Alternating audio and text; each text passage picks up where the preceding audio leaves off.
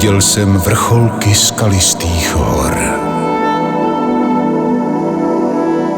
Poznal krásu mlžných ostrovů a průzračných jezer. Pocítil jsem sílu a svěžest oceánů.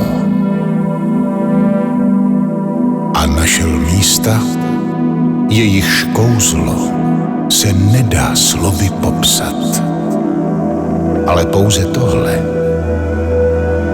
jenom tohle, je moje místo na zemi.